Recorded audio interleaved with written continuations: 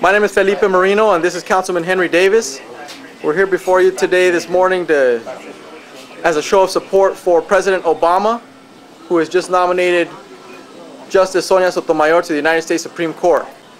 It's with great honor that we sit here before you today to tell you that personally, for myself, she's a role model. For my children, she's a role model. And that's why we're standing here together as a member of the African American community, as an attorney, and a member of the Latino community, and with all the individuals with us here behind us, here in the community of South Bend, to show that unity is very important in our community. President Obama has been an example for us, not only during the campaign, but during his time as an advocate in Chicago.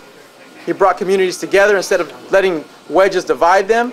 There are those that would oppose the nomination of Justice Sotomayor to the United States Supreme Court, and they would oppose her on the basis that they think that she has preferences for certain groups over others. That is in fact not the case.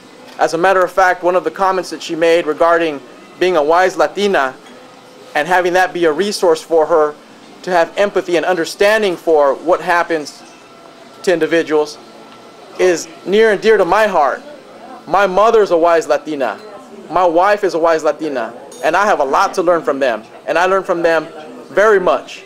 And if anybody wants to question my mother, I challenge them. So kudos to Justice Sotomayor. We support her completely. And we feel as though she is an excellent candidate for Justice of the Supreme Court.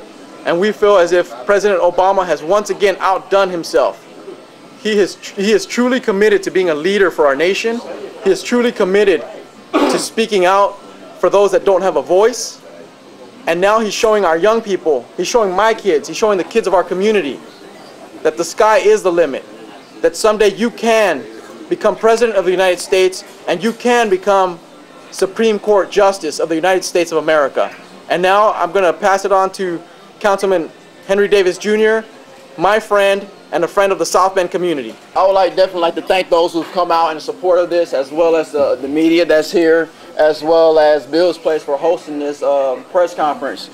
We are working together, have been working together to promote Sotomayor's nomination to the Supreme Court. It's not very often when we get a minority that's in a place, a very important place that Sotomayor is going to be in, that the confirmation is going to happen. Got some statements today. Earlier, Lugar is now supporting the nomination. He said that he has listened to testimony, and in short, his approval rating for her is both thumbs up. Our other senator, Evan Bayh, has come out publicly and said before these proceedings has taken place that he was in favor of her as well. So we can look to say Indiana is definitely a blue state, and Indiana's going to definitely support this appointment.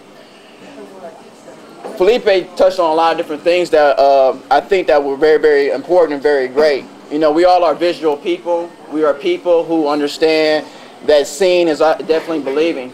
And so in short, I understand that we need to make sure that we are fully represented in every aspect of government, athletics, and education, and so forth, so that those who are being represented or those who can actually see will understand that they can belong as well. And so my understanding and how I feel about it is that I would never become a councilman if I could have seen those who look like me that worked in the office. And so I stand on the shoulders of many other people that I say thanks to. I am grateful to. I think that Judge Sotomayor has proven that she is a judge that follows the Constitution of the United States, that she will follow precedent, and that if Congress wants to make those kind of changes, it would be very welcome, obviously, for communities that want to help out families that are struggling. But Judge Sotomayor, I believe, would uphold the Constitution and what laws the Congress has already passed. I think that she's going to impact it very, from her seat that she's sitting at, you know. To echo a lot what Felipe just said, she's going to have to follow law. She is going to follow law, and that is one of her great points, you know, and her resume speaks to that. She has been doing a great job through her whole entire career as the reason why she even got the appointment from our president.